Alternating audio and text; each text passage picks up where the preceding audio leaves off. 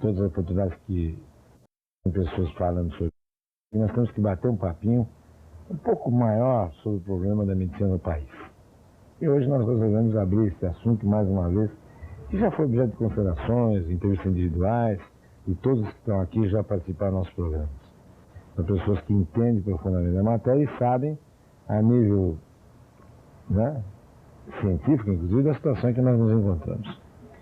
Está aqui conosco o professor Inés Carneiro, professor de cardiologia. O senhor vai bem? Muito bem, senhor. Prazer em rever, viu? Prazer em rever. Muito obrigado pela referência que fez ao meu nome no seu programa de televisão sobre programa político. Muito obrigado. Foi apenas um agradecimento justo. Muito obrigado. Está aqui o professor Nelson Guimarães Proença, médico, ex-presidente da Associação Médica Brasileira. Tudo bem, médico? Tudo bem, boa noite, Ferreira. Prazer em rever, faz tempo que nós nos encontramos aqui. É um prazer estar aqui para debater com você e com a nação os problemas da medicina brasileira. Tudo bem. O Assaf Abda. Tudo bem? Tudo bem. Ex-presidente do CRM, Conselho Regional de Medicina. Tudo em paz? Tudo em paz por hora. Tá bom. E o Oswaldo Gianotti Filho, ex-presidente da Associação Paulista de Medicina. Portanto, nós temos aqui dois ex-presidentes da Associação de Medicina. E o doutor Enéas, professor de cardiologia, e vice-presidente da CRM.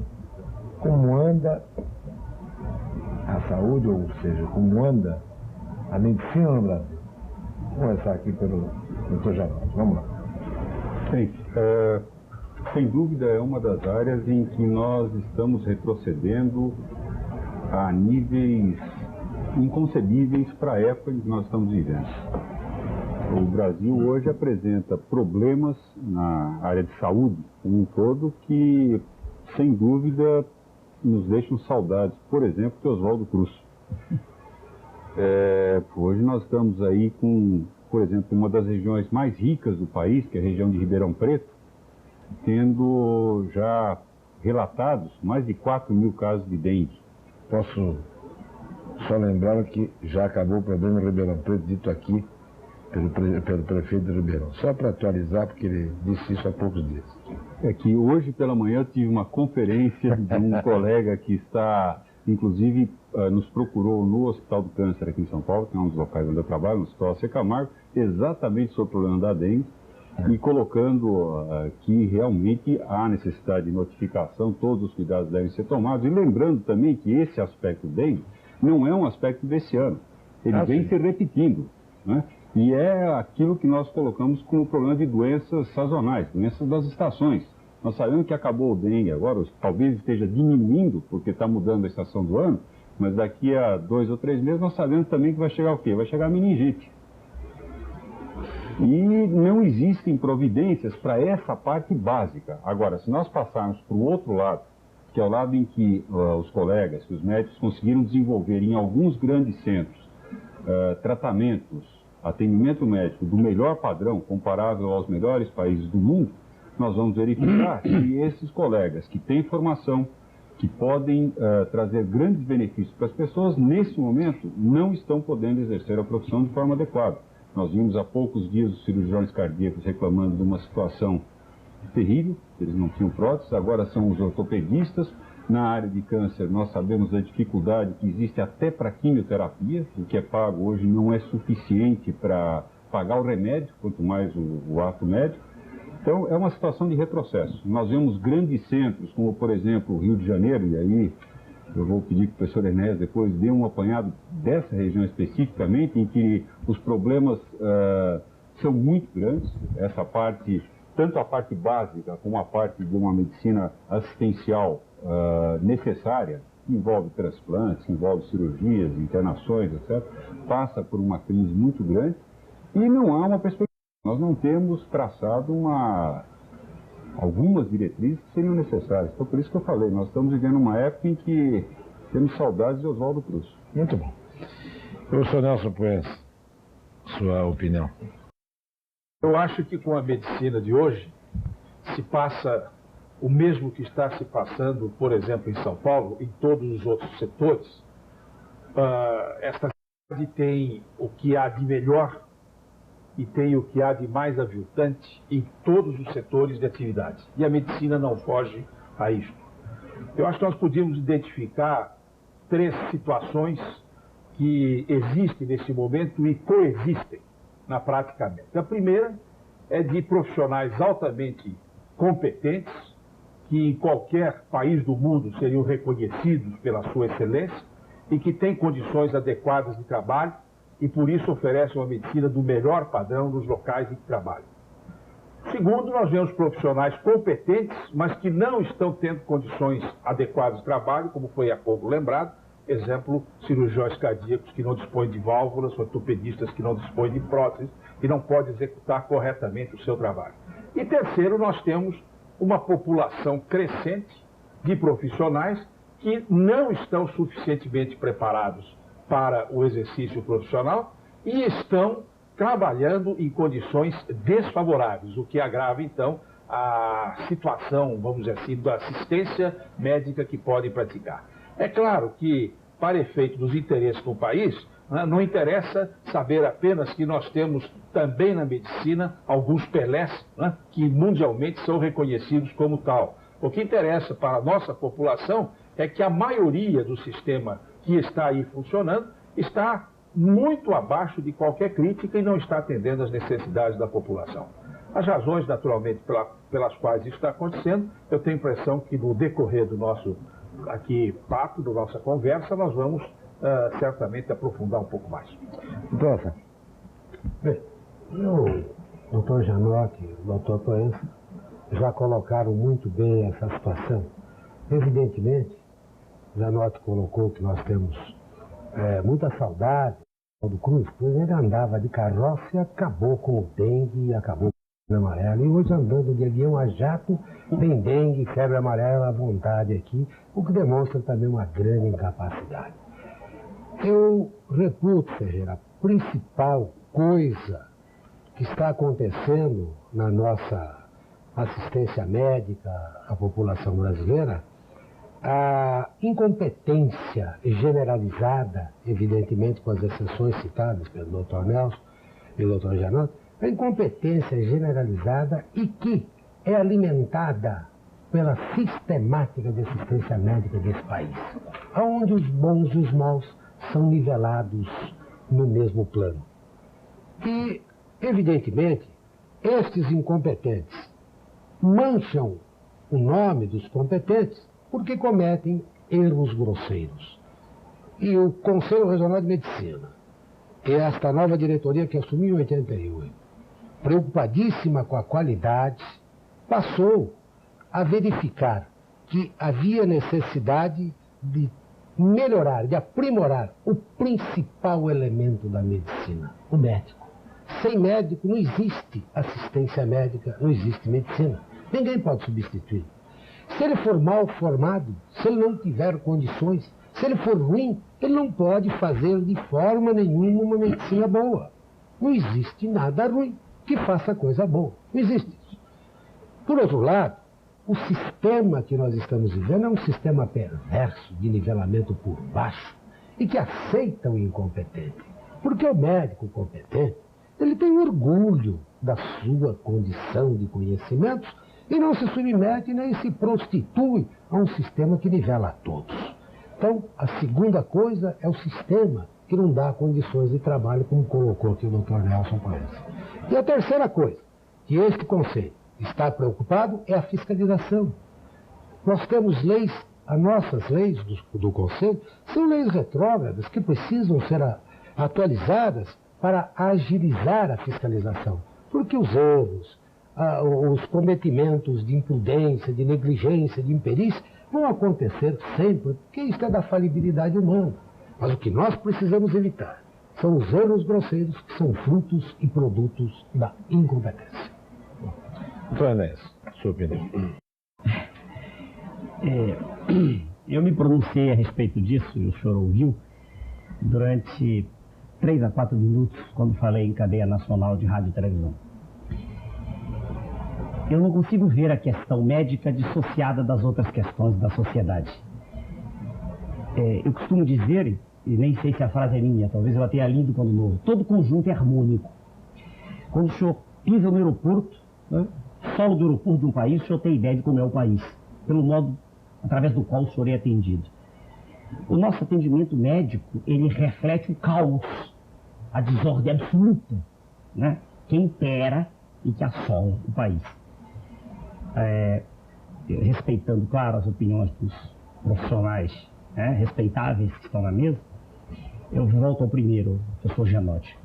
Ele disse que nós estamos em retrocesso e isso precisa ser bem aduzido, precisa ser bem exposto, precisa ser bem documentado. Nós estamos numa situação entristecedora, uma situação que é de fazer vergonha. Eu disse o senhor viu na tela, a qualquer dirigente que não seja um patife, perdoe-me, senhor Ferreira Neto. A situação é de causar náusea no atendimento médico do país. Vamos dar exemplos concretos disso. E ainda citando o que o professor falou sobre a epidemia da dengue, qualquer pessoa medianamente bem informada sobre o assunto sabe que esta situação agora poderia ter sido erradicada. Isso não vem de hoje. Medidas sérias poderiam ter sido tomadas no sentido não do controle, mas no sentido da erradicação. A médio prazo é mais barato erradicar do que... E a decisão que foi tomada, porque não é uma decisão que traga benefícios políticos, né? A erradicação não aparece. Como eu citei, falando de como construir esgoto, como matar mosquito. Veja, senhor, a decisão foi procrastinada, foi deixada para depois, e como ele diz com muita propriedade, daqui a pouco volta, porque é sazonal. Eu pediria licença ao senhor para documentar bem o que eu estou dizendo. Esse livro é de cardiopatia chagásica. Todos os componentes da mesa conhecem. É de dois professores renomados, professor Cansado e Schuster, da Universidade Federal de Minas Gerais. Qualquer profissional de área médica conhece. É só pedir licença ao senhor para ler um trecho de Carlos Chagas. O senhor fez homenagem a Oswaldo Cruz, eu vou fazer a Carlos Chagas. Ao grande Carlos Chagas, em 1934, o senhor me permite, porque mostra a tese que eu faço questão de aduzir, estribada em fatos incontestes, inconcursos. Isso data de 1934. Eu vou ler para o senhor. É um trecho de Carlos Chagas. Melhorar a residência humana e não mais consentir que o nosso camponês tenha como abrigo a cafua primitiva. Nem todo telespectador é obrigado a conhecer. Cafu é uma casa miserável, um abrigo de pobre. Infestada pelo inseto que lhe suga o sangue e lhe injeta o parasita. Parasita ou parasita, ambos lá. Cafua, às vezes, imprestável como habitação de suínos e de todo incompatível com a civilização de um povo. Carlos Chagas, 1934, diante da tela. Senhor Ferreira Neto, faz mais de 50 anos, né? Quase 60. Se o senhor, qualquer também dos participantes da mesa sabe, nós temos mais de 6 milhões de pessoas com doença de Chagas. E as casas de pau a pique continuam, e o senhor sabe também, tanto quanto eu, sim, que há projetos seríssimos de pessoas competentes, inclusive de diversas entidades partidárias, isso não tem a menor importância, como eu digo, que já nos mostraram de modo irretorquível que é possível acabar com as casas de pau a pique. Quer dizer, o que eu quero dizer nesse trecho em que o senhor me deu a palavra é que é o seguinte: a solução para a maioria dos problemas de ordem médica não é uma solução médica, é uma solução política. Foi só por isso que eu, com meio século de vida, zanguei e entrei na política. Só por isso. Muito bom. Se eu der licença aos senhores para então um rápido intervalo, voltamos aqui. Eu acho que nós podemos dividir o programa em vários segmentos aí, em termos de temas. A formação do médico, que é uma coisa que saltou aqui aos olhos logo no início. A formação do profissional. Um dia desse estava aqui o nosso doutor Pinotti, secretário da Saúde, que dizia: para ser médico é preciso gostar de ser médico. É preciso gostar de ser médico. Não adianta o jeito querer. Pode ser qualquer outra coisa, mas médico precisa gostar de ser. E eu uma vez comentei aqui, até na presença de vários reitores de universidades, sobre onde foi parar a vocação do jovem brasileiro. O jovem brasileiro escolhe a sua profissão de que maneira? Pela coluna que mostra qual é o salário mínimo profissional, ou exatamente pelo o que ele pretende ser? Porque nós temos aí, eu inclusive tenho um filho adolescente, a dificuldade de dizer o que eu vou ser é uma coisa terrível. O que você vai ser? Tinha aquela propaganda de dizer, você é salsicha, né, quando eu queria ser. Mas, evidentemente, o problema é sério. O que é que o jovem vai ser? Vamos voltar aqui depois do intervalo para abordar exatamente esse problema, a formação profissional, a necessidade do sacerdócio na medicina. Vamos intervalo.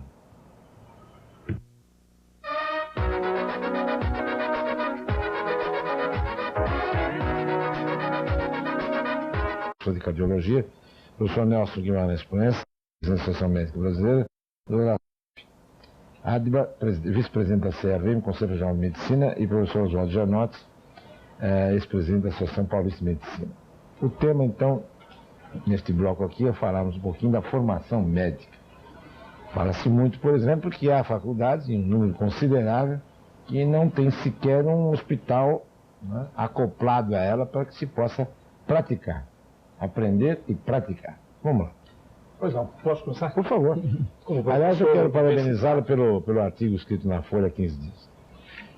Há dias atrás publiquei um artigo na Folha sob o título Erro Médico, Erro do Sistema, em que nós destacávamos que era necessário, antes de avaliar individualmente o caso ocorrido, se duas preliminares foram atendidas. A primeira, o profissional tem de ter uma formação adequada para aquele ato que ele está praticando. Segundo, é preciso que ele esteja trabalhando em um sistema que oferece a ele as condições necessárias para que o atendimento se dê de um modo adequado. Pode parecer que isso é acaciano, mas se nós corrermos nesse instante o sistema de emergência que funciona, por exemplo, na Grande São Paulo, ou em todo o sistema de santas casas do interior do estado, o que é que nós vamos ver? Que quem está neste instante de plantão, atendendo os casos mais que ocorrem, são médicos que jamais fizeram uma residência médica e aceitam por isso mesmo condições de trabalho desfavoráveis. São médicos estrangeiros. Aqui na capital nós temos um enorme número de colegas de outros países que não estão autorizados a praticar a medicina e estão exercendo a medicina de modo ilegal aqui em São Paulo. Terceiro, nós vamos encontrar estudantes de medicina de 5º e 6º ano fazendo esta assistência hoje, agora, nesse instante que nós estamos conversando. Nós vamos ver médicos otorrinolaringologistas atendendo no setor de cardiologia, no setor de medicina geral e os casos cardiológicos, portanto, porque aceitaram o emprego no pronto-socorro por uma necessidade de sobrevivência. De sobrevivência. Lembrou muito bem, de sobrevivência. Então, eu acho que esta conversa que nós estamos tendo tem que se iniciar por aí. O profissional é bem formado? Foi a proposta que fez há pouco, né, o Ferreira coordenando este segmento. Eu tenho contato com os alunos praticamente desde que eles entram na faculdade, sou professor na Santa Casa de São Paulo, na Faculdade de Ciências Médicas, e acho que a grande maioria dos estudantes que entra para as faculdades tem vocação médica, tem desejo de um bom médico. Entretanto, alguns logo percebem que não tem tal vocação, abandonam e vão procurar entrar em escola de uma outra área que não a medicina. Então, em que momento ocorre a decepção deste estudante com aquilo que foi a sua opção principal, preparando-se para a vida? Muitas vezes dentro da própria faculdade. Quando ele descobre que ele entrou para uma faculdade de segunda categoria, que a partir do 4º, 5º ano, não tem condições de dar formação profissional a ele adequada. Por exemplo, por não ter um hospital-escola. Infelizmente, 1/3 das escolas médicas brasileiras não tem hospital-escola. E o estudante, de certa forma, fica liberado para completar a sua formação ao fim do curso, em onde puder, muitas vezes em serviços pequenos de cidades do interior, e basta trazer um atestado dizendo que frequentou por um ano um determinado hospital, uma determinada clínica, isto é aceito como um estágio de formação profissional. Então, o primeiro momento de decepção é este. O segundo é quando ele, ao se formar, percebendo que não tem condições de iniciar imediatamente o exercício profissional, não consegue acesso à residência médica, não consegue completar a sua formação numa área que seria a sua área de escolha. E isso, infelizmente, ocorre com mais da metade dos que se formam no Brasil. E o terceiro momento, este é o pior de todos, é quando, vencendo todas as barreiras, tendo estudado numa boa escola, tendo feito uma residência médica de bom padrão, de repente ele descobre que a população que aí está para ser por ele atendida não é uma população que está a seu alcance. Há um intermediário, que é do poder público, na área do poder público, ou na área da iniciativa privada, que na verdade, por assim dizer, é quem tem o doente em suas mãos, quem dita as regras, quem dita as normas, quem dá ou deixa de dar os instrumentos de trabalho adequados para que ele exerça a sua profissão.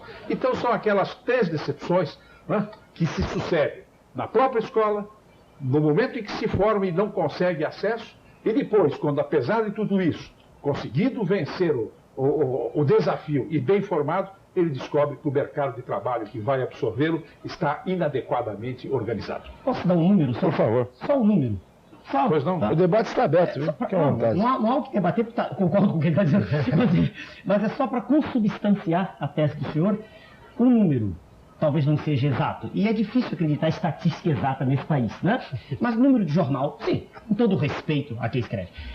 Estatística de jornal apresentou há pouco tempo, final do ano passado, ano atrasado, apresentou assim, 85% da nossa população são servidos pela rede pública. Cerca de 10% através dos sistemas de seguros. Esses sistemas, né, todos, das empresas. Né? E apenas 5% pagam a medicina particular.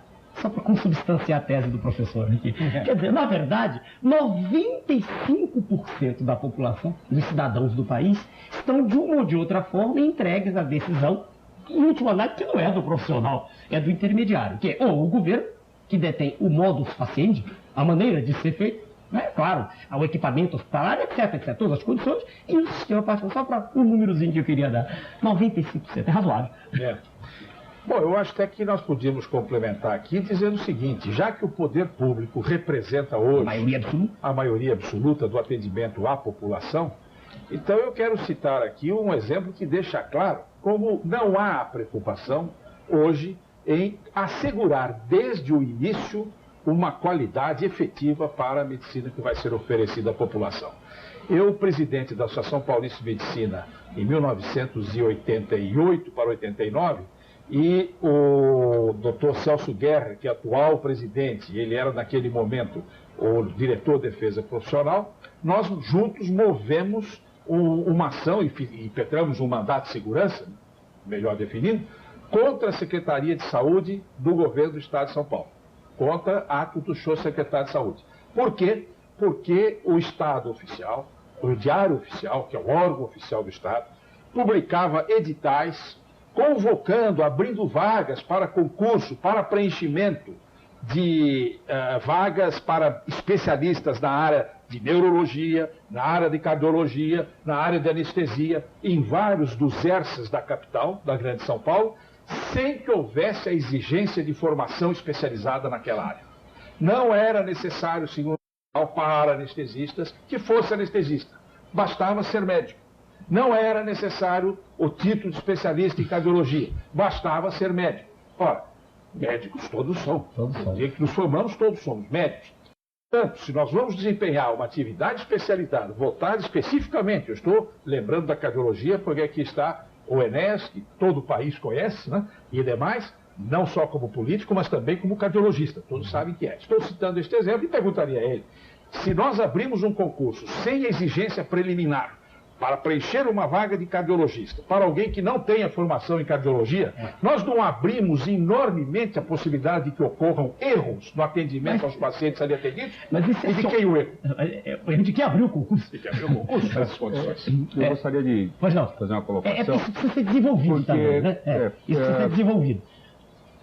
Também, em função dessa participação maior em problemas políticos na área médica, na presidência da associação, na diretoria de defesa profissional da Associação Paulista de Medicina, diversas vezes nós tivemos a oportunidade de participar de discussões desse tipo e repetindo esses temas que nós estamos trazendo agora. Eu acho que a grande frustração é que em alguns momentos de um passado até recente, a discussão era feita a respeito de propostas que estavam existindo para que esses defeitos fossem sanados.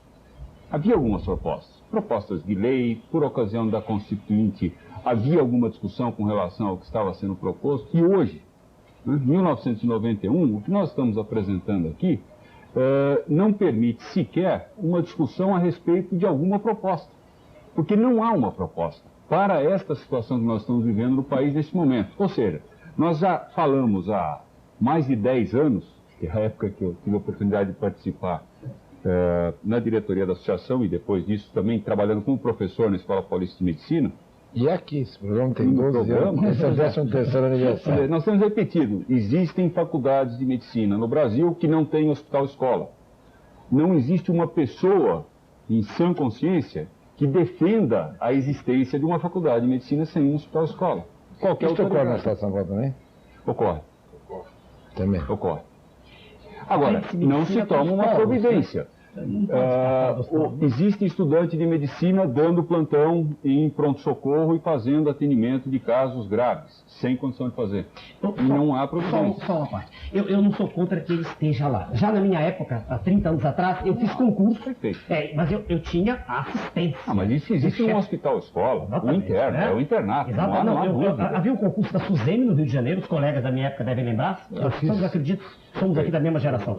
E a gente fazia o concurso, eu não quis ir segundo ano, terceiro. Eu fiz concurso no quinto ano, passei e fui fazer um estágio. É um aprendizado. Aliás, em pronto-socorro a gente aprende muito, né? Fiz um estágio, mas um estágio depois de um concurso. Agora, que o acadêmico seja o responsável é uma questão completamente diferente. Sobre essa questão do hospital-escola, como já foi 2 vezes citado, uma vez pelo Dr. Janotti, uma vez por mim, eu acho que precisaria ficar bem esclarecido o seguinte. As escolas médicas todas têm algum tipo de convênio com algum tipo de hospital, que não se pode chamar de hospital-escola. Muitas vezes é um hospital de uma fundação, é uma santa casa, enfim, é um hospital que está disponível ali na região onde essa escola está formando seus estudantes. Quando nós dizemos que não tem hospital-escola, é um hospital-escola à altura das necessidades de uma escola médica. Por exemplo, quantos leitos precisa dispor um hospital para atender alunos que vão praticamente do primeiro ano, muito cedo muitas escolas começam o contato do estudante com o doente, do primeiro até o 6º ano.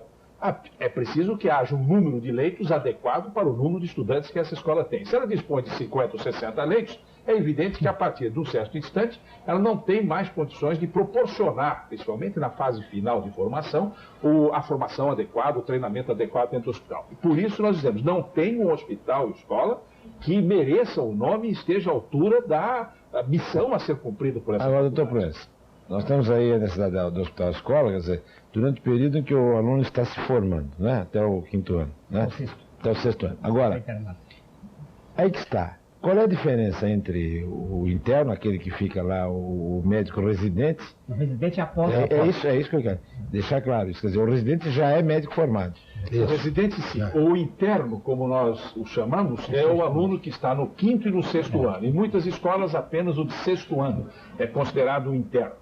Quer dizer, é um aluno que já está exclusivamente praticando dentro do hospital. Quando estas faculdades não têm um hospital à altura das suas necessidades, pode-se dizer com quase certeza que ela também não tem uma residência médica. Ou não tem nenhuma, ou tem muito limitada e sequer atende os seus próprios formatos. Então, professor, eu queria fazer uma pergunta aqui, pertinente, talvez, ou não, se não for, os senhores desclassifiquem a pergunta, né?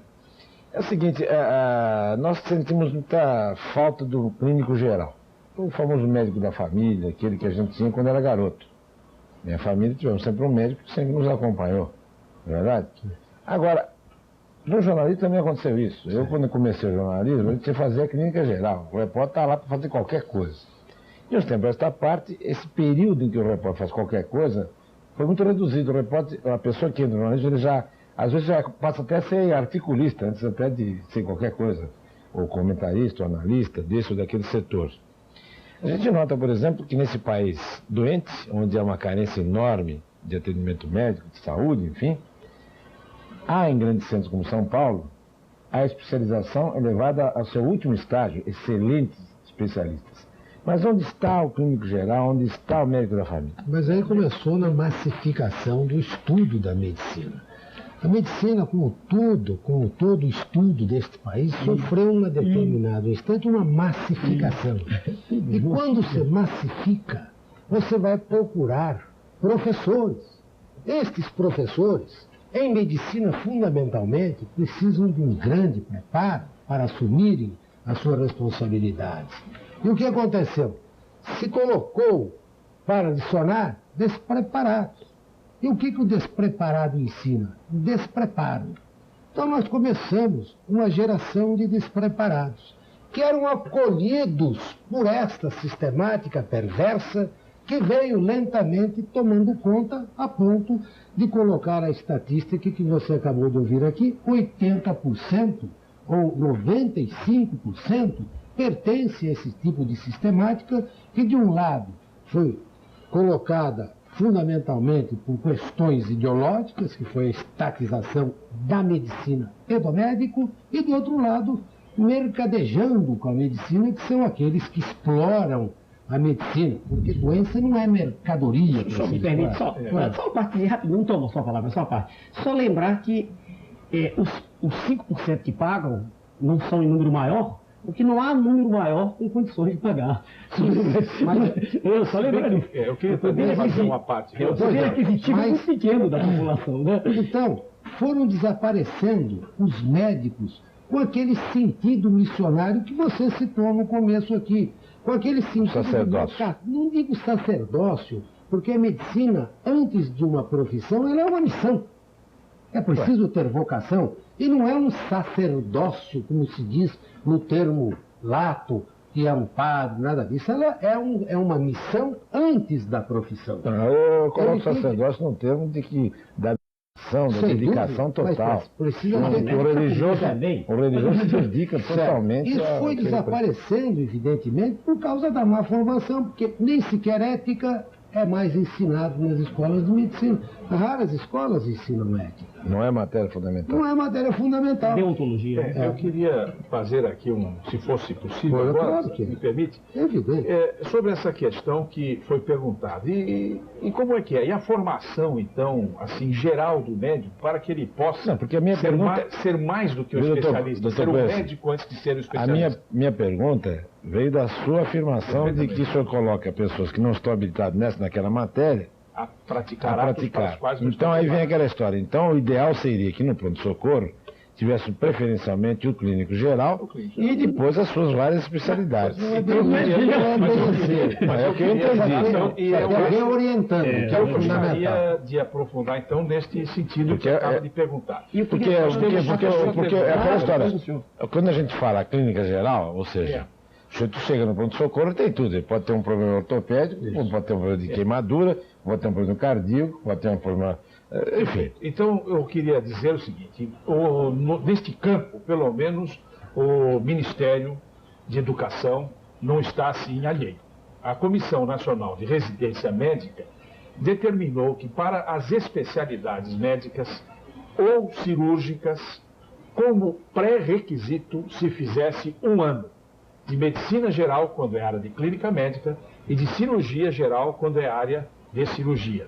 Então a ideia é fazer com que o médico, já na sua residência, antes de se tornar um pneumologista, um cardiologista, um nefrologista, ele tenha 1 ano de clínica médica geral. Inclusive, para a minha área de trabalho, que é a dermatologia, especialidade em pele, também existe esta exigência de 1 ano de formação clínica geral. Então isto é recente. Isto foi introduzido nestes anos 80, tendo em vista isto que nós estamos discutindo, quer dizer, uma formação especializada, sim, até às vezes de alto nível, mas com prejuízo para uma formação geral. Procura-se sanar isto desta maneira e eu acho que mas isso não existe. Não existe. Isso existe. Não, existe no papel. Não, na residência médica da Santa Casa de São Paulo, há o ano geral para todos. Isso os que vão fazer residência. Mas é isso que eu estou falando. Mas acontece, 70% dos colegas que se formam não têm acesso à residência, Nelson. Então o que acontece? O nosso conselho, São Paulo, eu falo em termos de São Paulo, porque eu não posso falar em termos de Brasil, que eu sou do Conselho de São Paulo. O nosso conselho colocou este exame de maneira facultativa aos colegas para fazer exatamente esse diagnóstico. Houve protesto do Conselho Federal, de muitas escolas e tal, etc., mas que vão lentamente absorvendo e sentindo como nós... pretendem o diagnóstico da situação. Nós queremos mostrar que a situação está caótica, porque este clínico geral, que deve fazer 1 ano, 2 anos, 3 anos, ele começa de maneira cartorial exibindo o seu diploma no Conselho Regional de Medicina e começa a exercitar como médico porque a lei o ampara. Embora moralmente ele não esteja em condição, porque ele sabe que não sabe e vai fazer o que não sabe, a lei o ampara. Então, é por isso que eu disse que nós precisamos atacar as 3 coisas. Primeiro, a formação do médico, que é fundamental, porque sem médico não tem medicina. Segundo, o sistema que é perverso e desonesto. E o terceiro, a fiscalização. Isto é o que o Conselho Regional de Medicina está fazendo. Então nós iniciamos esse exame para fazer um grande diagnóstico, fazer isso que nós estamos fazendo. Um amplo debate com a sociedade, porque existindo o diagnóstico, esta sociedade vai indicar a terapêutica exata. Deixa eu pedir licença aos nossos queridos amigos aqui para um rápido intervalo, lembrando que o bar está inteiramente às suas ordens, preparado para atender na hora que desejar. Vamos ao intervalo. Não disse isso, de forma nenhuma. Meus amigos, estamos a bordo novamente pela sua Barco Cruzeiro, pela Ferreira Neto, pela sua Rede Record Televisão. Eu já brinquei várias vezes aqui, dizer que o recreio aqui é mais animado que a aula, né? Que vocês estão nos dando aqui. Mas eu só voltaria um pouquinho, porque eu ouvi recentemente, inclusive houve uma determinação do governador de São Paulo, no sentido de realmente fixar médicos no interior. E ele, inclusive, há até exemplos do que ocorre em Cuba, por exemplo, que é aquele médico que acompanha a família, etc. Que na nossa época de garoto existia. O médico que você vai lá, e hoje o pediatra continua sendo isso. Hoje o pediatra está aí nisso, né? Há especialidades dentro da pediatria, mas o pediatra, em geral, ele atende tudo. Ele pega o garoto de baixo até em cima. Ele é um clínico geral de criança. Agora, falta exatamente isso, o acompanhamento. Porque na medida que... Por que é muito crítico esse ponto? Mas, por exemplo, aquela história de se substituir o médico pela ambulância, né? Começa a trazer o doente para São Paulo. Porque entra aquele alto grau de especialização.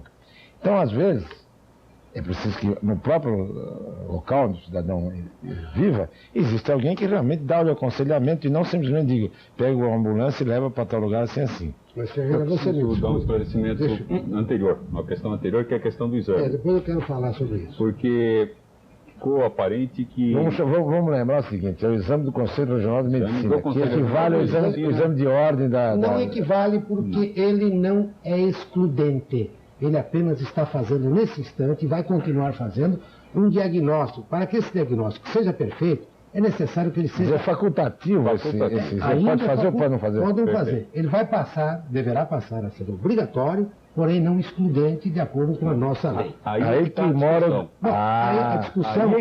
Porque, por exemplo, eu tenho uma posição contrária à abertura desse exame com uma coisa obrigatória. Mas ele vai ser obrigatório para diagnóstico e não será... Sabe por quê? Tudo bem. Pelo seguinte, porque a escola de Ribeirão Preto, por exemplo, tem motivos. Mandou um aluno fazer.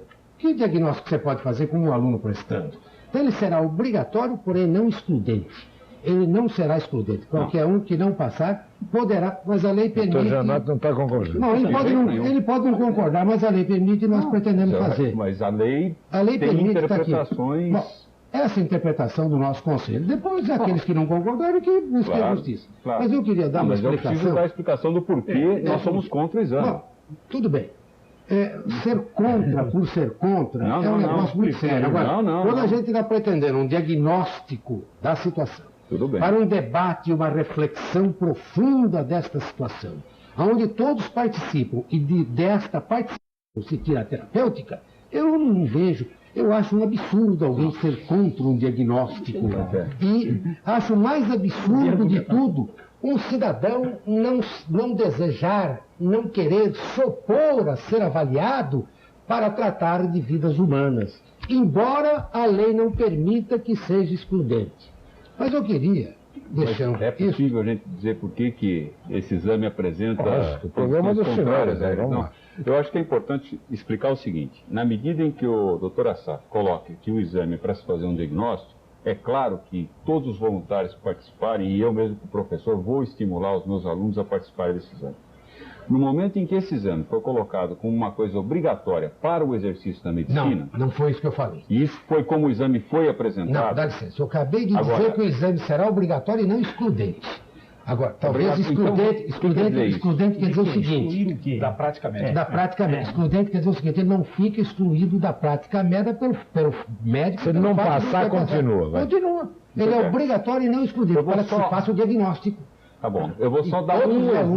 Vamos traduzir mais fácil aqui, senão pode ser que eu também tenha dificuldade de entender. Perfeito. Ou seja, todos os formados fazem o exame. Exato. Passando ou não, continuam médicos. Continuam médicos. Mas a lei não permite que a gente... vamos chamar assim, que esse exame, então, é uma pesquisa... Isso, é um diagnóstico. Inclusive, nós vamos ajudar a saber como é que as faculdades estão. Exato, nós vamos ajudar... Não pode ser obrigatório. ele pode ser obrigatório e ele não é estudante. A lei permite que seja obrigatório. Está escrito aqui na lei. Nos alongar demais. Mas o doutor Janot podia dizer para nós. Espera um pouquinho, Por que ele não concorda com isso? Eu vou só dar um exemplo de uma situação que isso cria e que é incontornável dentro e vai agravar a distorção. Então vamos lá. É a situação de um aluno que termina um 6º ano numa faculdade, que ele estudou para entrar nessa faculdade. Sei. A sociedade, o país ofereceu para ele uma vaga nessa faculdade, porque ela está lá aberta. Tudo bem. Ele faz um curso que não é suficiente, ele não recebe os conhecimentos suficientes para ser Muito médico. bem, Depois muito ele vai e faz uma prova teórica, né, que não avalia de forma sua opinião adequada. avalia, mas na opinião da Fundação Carlos Chagas avalia. Eu prefiro ficar com a Fundação Carlos Chagas. Porque a Fundação Carlos Chagas nunca avaliou médico.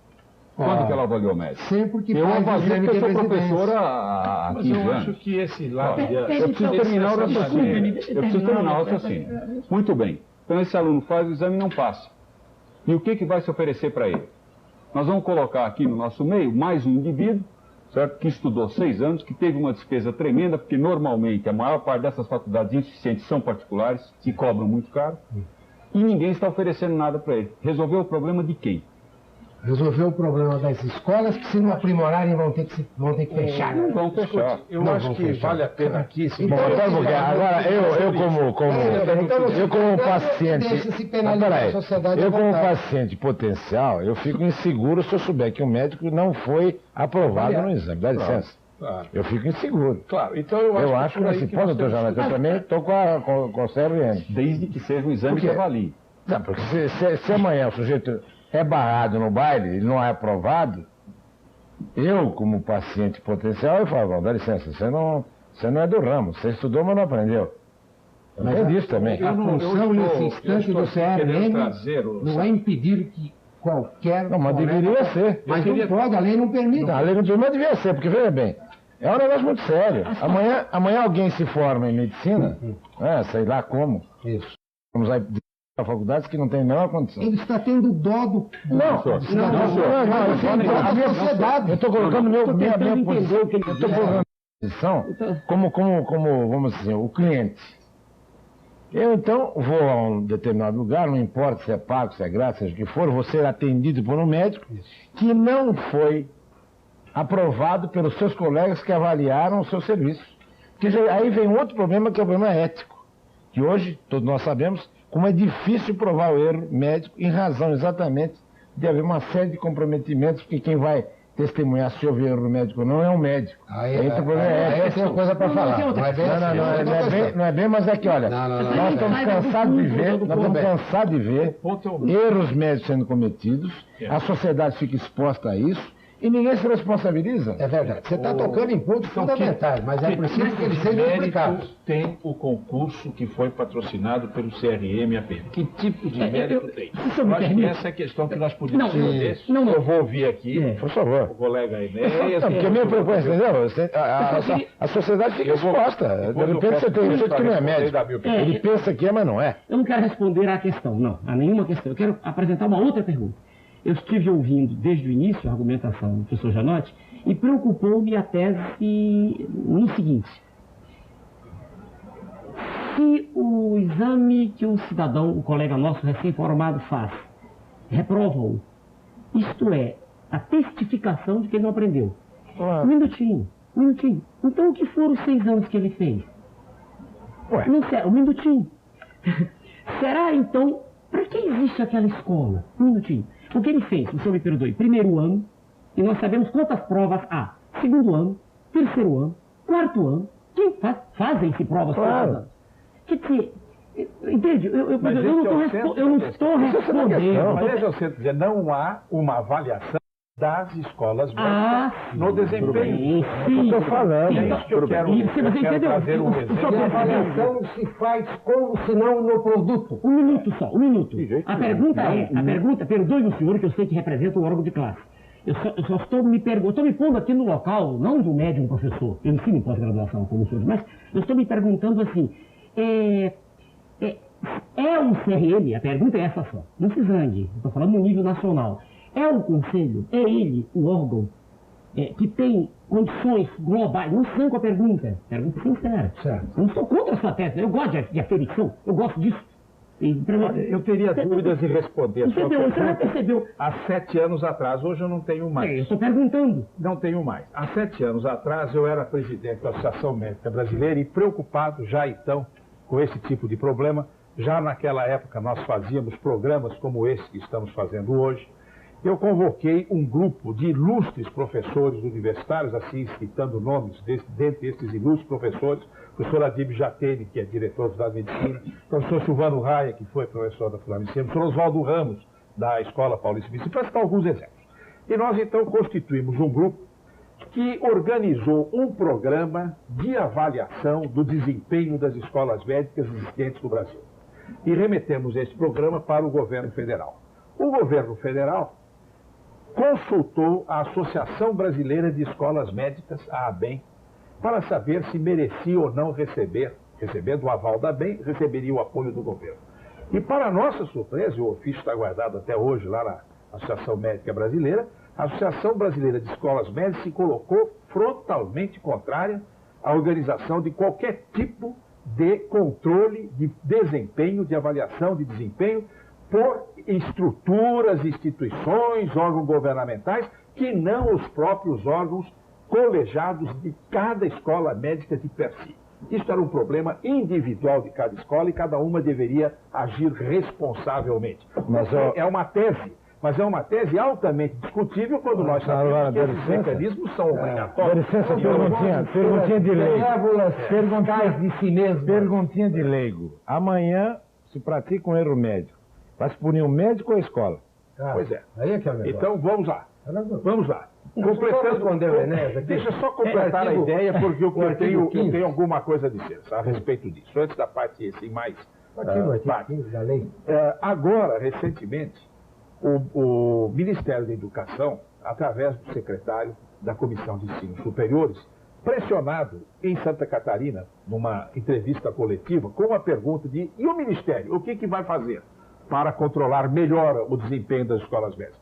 Não, cabe ao Ministério autorizar o funcionamento de novas escolas médicas, mas não há nenhum instrumento legal que dê ao Ministério da Educação condições de fiscalizar o desempenho dessas escolas médicas. Ora, se a ABEM não aceita a fiscalização de qualquer tipo que não seja pelos próprios órgãos internos da escola, se o Ministério não dispõe de nenhum instrumento para fiscalizar, quem é que vai fiscalizar as escolas médicas? Passa a ser o doente, atendido, mal atendido, muitas vezes prejudicado de modo até fatal no seu interesse em defesa de sua própria vida, e ele acaba fiscalizando o médico e não a escola que é o problema. Eu falei, por isso o mérito do concurso, porque o concurso tirou a situação do barato.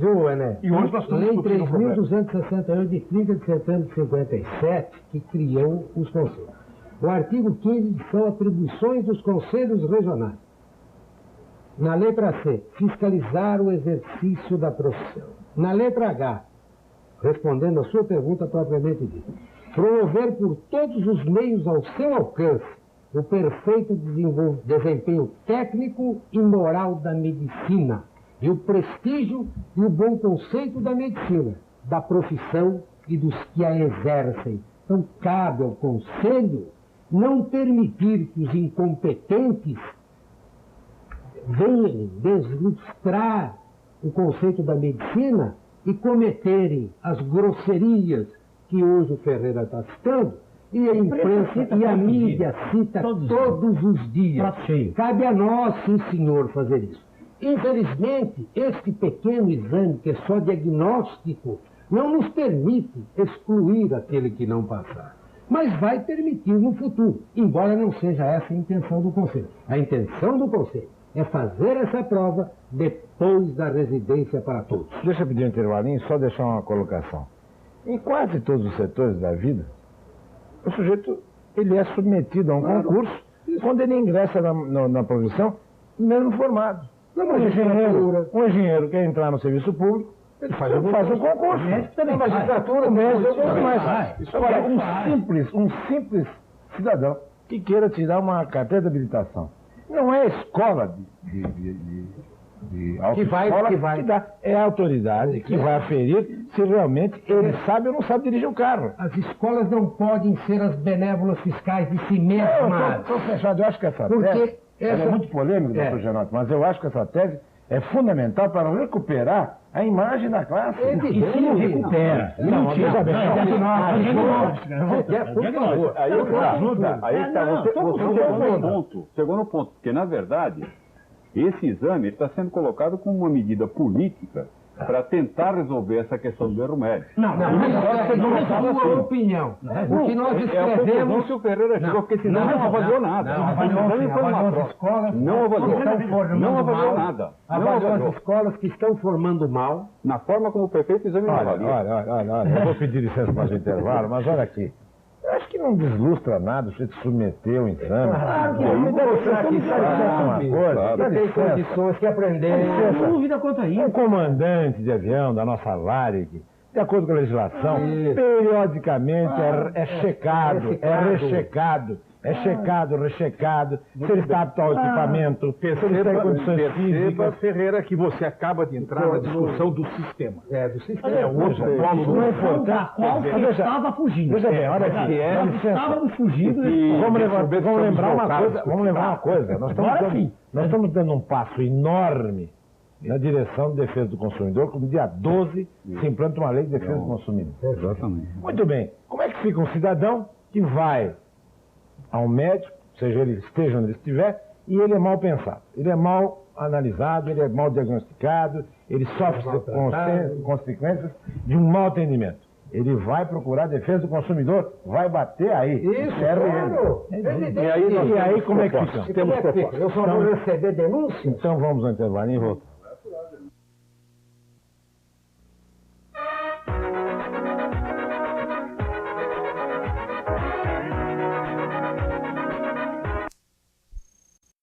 Debater temas, mas este polariza, porque é o sentimento mais profundo da sociedade. Nós, que temos recursos, temos confiança no médico que nós procuramos, porque nós vamos pagar, vamos procurar o melhor. Agora, a população que não tem recursos, como diz o doutor Enéas, e é verdade, ela não pode também ficar sujeita a alguém que está fazendo dela uma cobaia. O pior do isso. Ou pior que isso. Então eu queria trazer duas propostas. Em 1926, o prêmio Nobel de Medicina foi Bernardo Say, um fisiologista argentino. Ele disse naquela época que um mau médico é mais perigoso do que uma fera, porque a fera você conhece e é evitável. O mau médico, os clientes se entregam como, com a maior confiança, como se as escolas o tivessem selecionado e preparado para atender bem. Então ele é mais perigoso do que uma fera mal preparada. Eu vou acrescentar e o uma coisa. Conselho está mostrando este despreparo numa prova que o doutor não quer que avalie, mas que os pedagogos da Fundação Carlos Chagas dizem que mostra. Eu só quero fazer uma colocação aqui. Já é difícil para um paciente ele ter e decidir por sua conta e riscos. Quem é o Não, quem é o médico e depois que escola de tratamento que ele vai obedecer. Tá certo. Um quer um tratamento, outro quer outro tratamento. Se ele consultar mais que um, já encontra dois pontos de vista diferentes. Quer dizer, um acha que deve ser feito assim, outro deve ser feito assado. Certo? Terapêutica então, artística. Não aí fica o problema. Já é difícil para o cidadão se estar. Se estiverem preparados, talvez os dois caminhos Eu peço permissão. Aí que está, mas já é difícil. Eu estou colocando aqui o sentimento da pessoa que precisa do atendimento. Já é difícil de dizer, eu acho que esse método aqui é o melhor do que aquele outro. São os dois querendo opinar. Há muita coisa a ser dita e a gente vai ficando... Veja bem, não há dúvida que o ensino médico está... Não há dúvida, ninguém vai negar isso. Há centros de excelência e a média está ruim. Só que, eu insisto, tudo está ruim no país. Desde o primário, desde a base. O colega médico hoje é extremamente mal pago. Eu não trouxe, eu trago sempre documentação assim. Mas todo mundo sabe. Um colega, há pouco tempo atrás, concurso no Rio de Janeiro para médico. Era o salário que era oferecido para o colega era da minha secretária. E especializado. Agora não, agora estava sendo exigida a especialidade. No jornal onde o anúncio para médico do Rio, Estado do Rio. Estado do município, não me recordo. O que eu queria dizer é o seguinte. É claro que nós temos que exigir do médico, não há a menor dúvida. O senhor me conhece, eu sou perfeccionista, eu exijo até da linguagem. É por isso que eu estou falando. Exato. Mas a gente precisa ter cuidado também. Não é só o exigir. Mas o professor me diz uma coisa. Não é só Um exigir. médico mal formado, bem pago, ele passa a ser bom? Não, é mais fácil exigir dele. Não, mas exigir você não É igual sabe. professor. Você não sabe. Minutinho. Então vamos fechar as escolas primárias. Porque nada. Peraí, vamos fechar.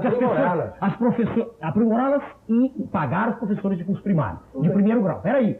Uma pessoa, veja só, que não ganha o nem para se manter, e hoje os nossos colegas, eu tenho... Não, mas nós estamos num ponto anterior, não tem escola formando bem. Professor, senhor Ferreira Neto, um minutinho. Não são só essas escolas, não. Peraí, as escolas do governo, o indivíduo sai mal formado também, peraí. Não é só assim também, não. Eu lido com um número enorme, quase 1000 alunos por ano médicos, peraí. Não é bem assim, não. Não são só as escolas pagas. Eu não ganho. Eu não discriminei. Não. Eu discriminei escola paga ou não. não. Essa impressão também pro telespectador. Não discriminei. Não é assim. O indivíduo hoje sai mal formado, porque ele vem. Quem tem um bom primário, diz o grande professor Berardivelli, né? Quem tem. Tarantino lá do Rio, quem tem um bom primário tem uma boa universidade. O sujeito vai mal desde o início. Peraí. Nós sabemos disso. As coisas são extremamente sérias para que nós as simplifiquemos desse modo, assim, dizer, acabou a escola, fez o concurso, resolveu tudo. Não, o concurso faz um diagnóstico, eu estou com ele plenamente de acordo.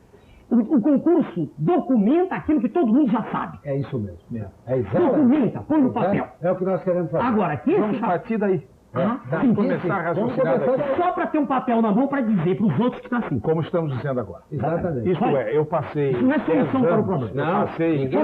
Eu passei 10 anos à frente de associações de classe discutindo a problemática. Eu fui presidente da Sociedade de Cardiologia. Eu entrei na fase hoje de querer achar a solucionática. Quer dizer, eu estou preocupado em saber como é que se pode resolver o problema. Então, nesse segmento anterior, nós concluímos que há insuficiências na formação do médico. Isso já é sabido.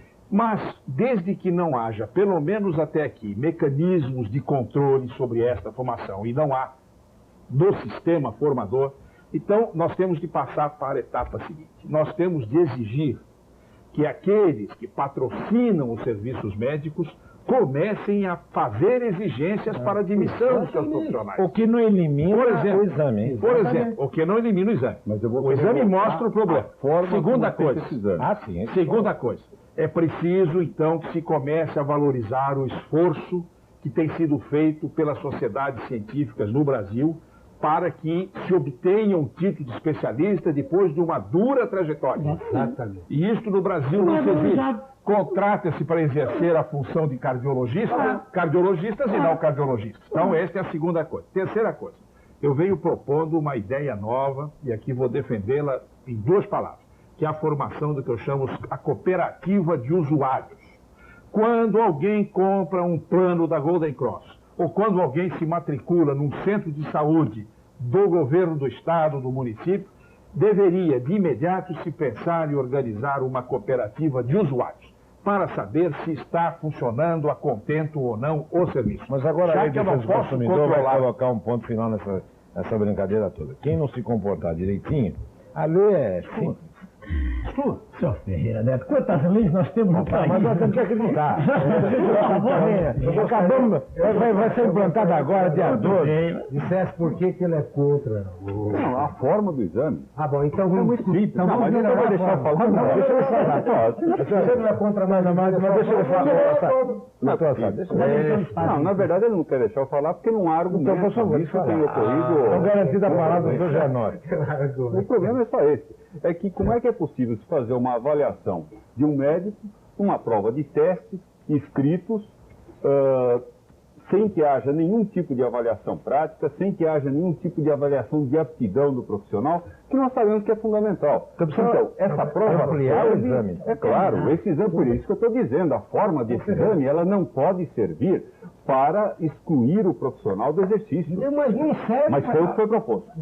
Foi proposto? Foi proposto. Mudou hoje. Eu falei isso? Está mudando agora. Não, senhor. Então o senhor vai ler os meus artigos que eu vou mandar para o senhor, que são muitos. Eu conheço todos. Não conhece. O primeiro tentava discriminar os médicos de outros estados. O senhor não conhece. Através do exame. Bom, e outra coisa, ele me diz isso, então como é que se analisa se o cidadão sabe anatomia, se não por uma prova? Fisiologia e todas as matérias da faculdade. Espera um pouquinho. Como é que é? Não é prova que faz? Como é que o sujeito passa no concurso da magistratura? Não é uma prova? Teórico-prática, professor. Sim, teórico-prática. Mas magistratura é só falar. Espera um pouquinho. Esse exame foi feito teórico-prático. Esse foi Não. Teórico não. As questões Não foram pode acrescentar o prático. Não, vai ser acrescentado o dia que ele for obrigatório e excludente. Enquanto ele não for, é diagnóstico, que é o que nós estamos fazendo. Então é mais ou menos um exame. não, é um exame. Eu vou te contar. Não está dada a garantia. Mas vou te contar o que aconteceu.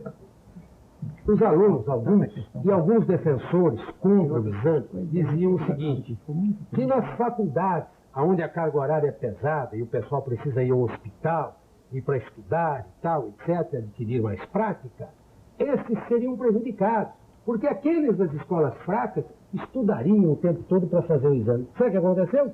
A USP aprovou 94%. Então cai por terra, isso é balela. Nós temos que fazer diagnóstico para encontrarmos a terapeuta. E só se faz diagnóstico com o produto. Sem o produto, não tem diagnóstico. É o óbvio, como disse o Enéas. Só que tem que mostrar no papel. O que eu estou insistindo é o seguinte: fazer o exame na forma de avaliação, convocar voluntários e fazer a prova e depois dar o resultado em termos de faculdade é perfeito. Procurar aprimorar o exame é perfeito. Agora, o que não pode é fazer o que foi feito, que esse exame foi colocado perante a sociedade como uma forma de seleção do profissional. De garantia. Não. Mas isso não é uma garantia. Em primeiro lugar, não é uma garantia para a sociedade. E isso a sociedade precisa ser alertada. Isso é uma prova teórica. Não é uma prova que está fazendo uma avaliação adequada do profissional. Então, amanhã nós vamos ter, como hoje existe, por exemplo, o exame da Ordem dos Advogados, cursinhos. Eu sugiro que seja feito. Os cursinhos devem sabedoria, que não sabem nada, vindo os cursinhos. Mas cursinhos com apostila, o sujeito vai lá e estuda. O senhor concorda, então, que deve ser aprofundado esse exame? Não, eu acho que deve ser aprofundada a avaliação das escolas médicas. O ponto que eu defendo é que nós não podemos oferecer para uma pessoa uma vaga numa faculdade que não tem condições de formar o profissional. Eu acho que aí é que está o crime. Não adianta depois querer resolver o problema com a consequência desse crime que foi oferecer para uma pessoa que nesse país conseguiu terminar um curso colegial, fazer um exame de vestibular, passar, estudar durante 6 anos, se aplicar e depois, por falta de condições da faculdade, tirar o direito dessa pessoa. Mas então deixa-se por falta de condições da faculdade, ele vai penalizar a sociedade matando, alejando e fazendo bem quem. E outra coisa, o que ele está falando, você pega os países civilizados, em nenhum país civilizado, quem termina a faculdade exerce a profissão. Nenhum. Estados Unidos, você termina a faculdade, você é obrigado a fazer a residência. E depois da residência você é testado. Perfeito. Aqui nós estamos fazendo um diagnóstico e desejamos que isso aconteça também. Estamos mostrando que o aparelho formador está altamente ineficiente. Mas peraí, vamos uma coisinha. Lógico, podemos exigir que o governo vai avaliar através do CRM as faculdades todas. Agora, na medida que esse exame for rigoroso, as pessoas naturalmente também não vão evitando de entrar em faculdade. Faculdade ruim. Evidente. Elas vão acabar fechando, mas vão fechar por falta de... Não, isso já existe hoje. Isso existe hoje. É porque a questão, eu insisto, não é tão simples assim. Não é simples. Não é. Mas e o meu medo, se fosse simples, não estava. Não, eu quero dizer mas que exatamente, é há professores bons em todos os lugares. Não, eu concordo com o senhor. Eu não sou contra o seu exame. Por favor, em nenhum momento. Mas o exame não pode ser considerado como uma solução. Mas eu já disse isso aqui 500 vezes. Quer colocar como solução? Eu disse aqui umas 500 vezes, o exame não resolve o problema. Ele põe no papel, apresenta para o telespectador o resultado e o telespectador passa a conhecer, só isso. Ele teve o mérito de mostrar que realmente, como se pensava, há uma insuficiência na formação de profissionais. Global de profissionais do país, de todas as áreas. Para demonstrar. Jornalistas que não sabem escrever. A partir daí, o que fazer? Exatamente. A partir daí, o que fazer? Ministros de Estado sem condição de lá estar. Me diz uma coisinha aqui. Quer dizer que, então, a sociedade fica assim. Então, ela é atendida por um médico que, eventualmente, não sabe o que está fazendo e mata o sujeito, alérgico o sujeito, qualquer coisa. Como advogado, sim, como engenheiro, a minha opinião... Muito bem, eu pergunto. Nós nos limitamos apenas àqueles casos que realmente enquadram o sujeito do Código Penal, essa coisa toda, ou é melhor fazer um exame preventivo? A minha opinião é que o CRM deve desempenhar um papel maior do que está desempenhando nesse sentido. Isto é, no momento em que ele recebe uma denúncia sobre um erro praticado em algum lugar por um médico no seu trabalho, e ele constata que este erro resultou de uma má formação. Não só da má formação, mas das condições em que está organizado aquele serviço no qual ele trabalhava e nas condições que lhe eram oferecidas naquele instante. Ele vai denunciar. Cabe ao Conselho denunciar. Doutor, veja bem. Cabe ao Conselho o Conselho não pode Nós teríamos que julgar o atingir, médico. então, Veja, mas o médico que comete, então, a transgressão, que no trabalho, não teria que ser ele penalizado e a faculdade dele, então? Mas estamos falando de outra Bom, coisa, mas São isso Ferreira, já é isso do não é- órgão que está por trás. Nós temos mais de 20 publicações selecionadas aqui em que a falha é do hospital. É que o sujeito procura um aparelho, eu já passei por isso, procura um aparelho e não encontra. Deixa eu só fazer uma colocação Por favor. também de um número que o próprio Assaf que nos deu. Ele reconhece que um médico, hoje, para poder exercer de forma adequada a profissão, ele precisa de residência médica. Claro. Não existe Claro. na Terra uma faculdade que consiga formar um Não profissional existe. de forma adequada. Não, Muito bem. lugar nenhum do mundo. O Estamos todos de acordo o com país não oferece vagas para 70% dos é médicos formados. verdade, Então, o que, é que vai adiantar reprovar esse pessoal? Não se trata... Então, não ofereça vaga Não, na faculdade. mas nós Ofereça queremos- vaga de Você me residência. permite? Crie residência. Exatamente. Mas Mexer Isso é solução. Isso é Mexer em solução. tudo. Você me permite? Ah. Eu não poderia começar, o Conselho não pode Não tem começar força formando pra isso. residente. O que o Conselho tem força para fazer, ele está fazendo. É o que a lei permite, é a resposta que eu estou dando aqui a um dos artigos que Tudo foi bem. publicado, é o que a lei permite. Claro. Eu não posso, nós somos regulados por uma lei. Claro. Ultrapassar a lei é desobediência. Então Nós só vamos- podemos nos cingir à lei. Então vamos para o Congresso Nacional procurar uma lei Perfeito, perfeito. Mas tem que fazer alguma coisa. possa agora punir sim. a faculdade que não forma bem. Acabou. Mas essa é questão de mais uma lei ou menos uma lei. Veja o que fizeram no Rio Grande do Sul. A Associação Médica do Rio Grande do Sul instituiu um concurso, um exame anual muito semelhante a este, Encerrando, desculpa, por exemplo, só para acrescentar. E hoje, nos órgãos públicos do Rio Grande do Sul, se exige como pré-requisito para inscrever o certificado do concurso. Então, mesmo sem existir uma lei federal, é possível que se dê um nível mais alto no momento em que o edital convoca Exatamente. para as inscrições aqueles que estão interessados. Perfeito. Com A Unimed, exigências como por essa. exemplo, em São Paulo, não admite que Acabou não o tenha tempo de intervalo. Só um último argumento, Para será que que é um argumento que eu também acho que é importante nessa questão do concurso. É que toda vez que surge a questão, ela acaba se sobrepondo a outras questões de base que são mais importantes. E isso é que eu temo que, do ponto de vista político, o concurso ou o exame ultrapasse a importância de outras coisas. Plenamente de Formação, tudo isso. Nós gastamos quase metade dessa mesa discutindo um concurso que não vai resolver o problema e deixamos de discutir outros assuntos que são mais Estou de acordo. importantes. Então ficamos aqui, uma situação que então agora ficamos aqui no seguinte ponto. O assunto não se esgota nesse programa, vamos fazer novos programas exatamente para aprofundarmos, até porque tem tantas outras coisas para falar. Tem muita. Eu queria, por exemplo, entrar aqui no problema da saúde dentro do hospital, ou seja, a contaminação, o sujeito é vítima. Prevenção faz nada. Né? Pois bem, eu agradeço muito a presença do Dr. Enéas, a presença do Dr. Nelson Proença, a presença do Assaf, a presença do Genote, muito obrigado, foi um prazer recebê-los. E vamos com esse compromisso de voltar aqui e debater o assunto que é realmente muito importante, que a opinião pública está desejosa de saber, porque vem aí a defesa do consumidor, essa lei que dia 12 estará em vigor e que as pessoas vão utilizá-la. Portanto, os profissionais todos devem também se preocupar com isso. Muito obrigado a todos, a todos uma boa noite e até amanhã, se Deus quiser. Bye, bye, Brasil.